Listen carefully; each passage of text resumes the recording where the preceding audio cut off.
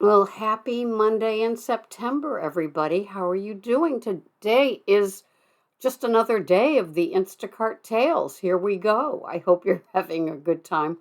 It has slowed down quite a bit here. And so, although I made my goal yesterday, I had to work real hard at it. It's a good thing that my house needs help and my pantry needs refilling from my own grocery shopping. So I had things to do in between waiting for orders. But yeah, it was wild. Did I tell you about shutting my trunk? I had an Instacart order. I put in the trunk in the thermal bags and I shut the trunk and the rear view, the rear shield shattered.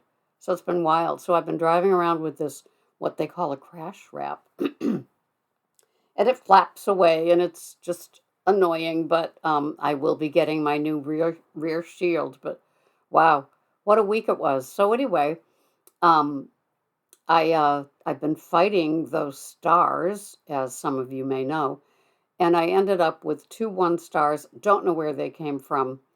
It's like, how can you know? And with no explanation. One of them is now gone, so I'm back up to 4 9. So at least that works. But I don't think it makes a difference in the batch orders that I've been getting. But I tell you, I do like the double orders where you shop in one store, complete, put it in your thermal bags, move to the next store, shop, complete, and then deliver both.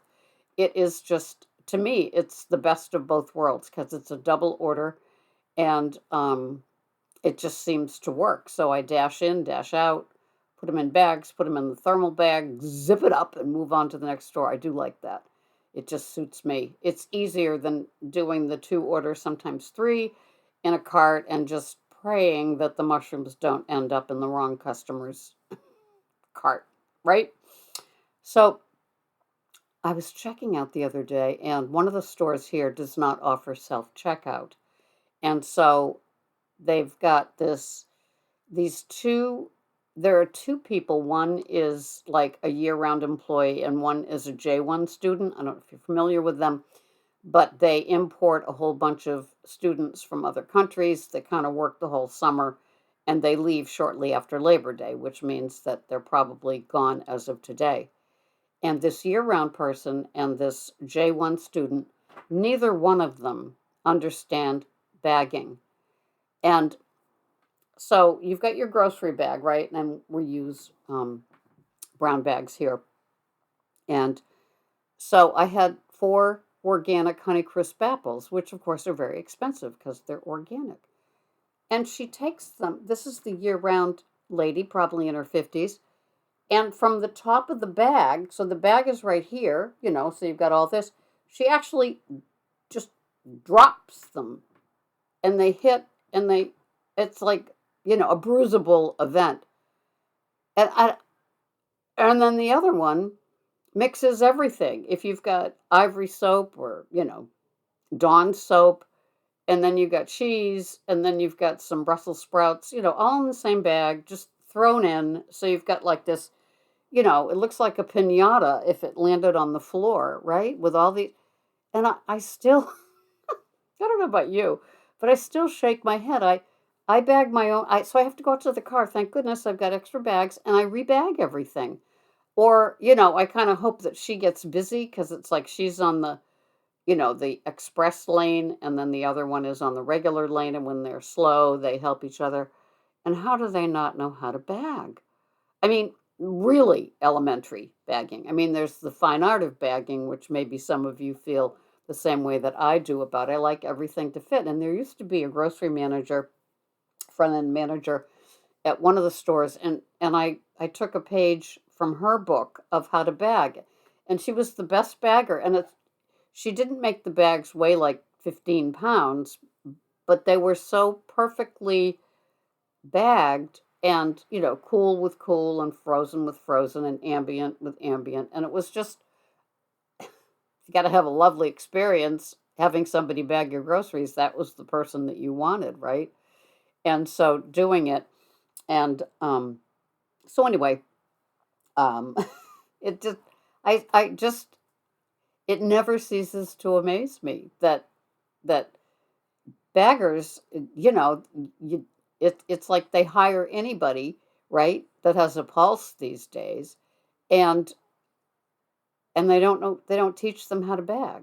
Or, like if this seasoned year-round cashier is supposed to be training that woman, well, what have you got there? You've got two people that can't fill a bag, and there I am saying, I'll bag my own, and both of them are just so darn happy.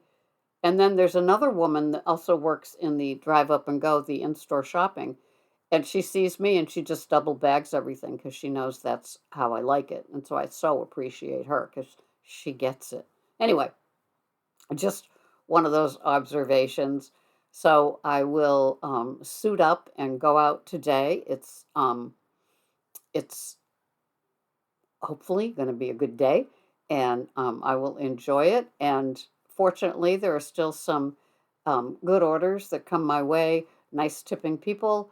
I love, I love when they respond. There's nothing worse than the person that starts responding while you're in checkout. One of the things that I notice with the app, I go in and I do some rounding up of things before I turn on the start shopping. And if you don't do that, you should. And also, like, get your deli items and stuff if you've got a persnickety deli. Deli has been pretty good this summer. I have to say that it hasn't been like it used to be. There is one person, if I see that person, it's like, oh, because he you can tell that they keep him on because they just don't want a lawsuit, but he shouldn't be in Delhi because it's too much of an express sort of need it now.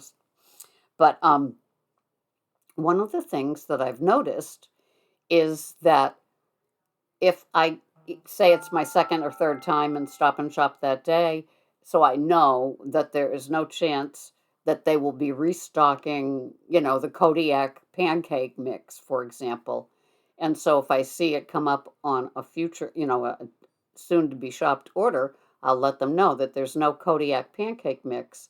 Is there another variety that would work for you? And they don't respond. But if the app is on and I get to can't find item, you know, and I start communicating that way and like put in for a refund because they're a non-responding customer with the replacement, then all of a sudden they come to life. So have any of you felt that same feeling that they don't get regular text? They only get, like if you put refund, it wakes them up and they come to their app and begin responding. Just wondering if you've felt that way, noticed it. So anyway, it's Monday and it's time for me to suit up. It's 5 o'clock. I know that Stop and Shop now doesn't open until 7. So I lost that hour of between 6 and 7 with them, which I always liked a lot. But I guess that's their corporate decision. They did it last year as well. And so I'll just have one store that opens between 6 and 7. They stayed open all last winter, 6 to 7 as well. So hoping for that. But being an early bird worm catcher, I, I just have lost that 1 hour that I always like to get in and order if lucky. So that's it for the tales. Happy, getting ready. Got the cashmere sweater. It's fall. I love fall. And I will see you here the next time. This has been Sarah with an Instacart tale or two. Thanks for watching. Bye bye for now.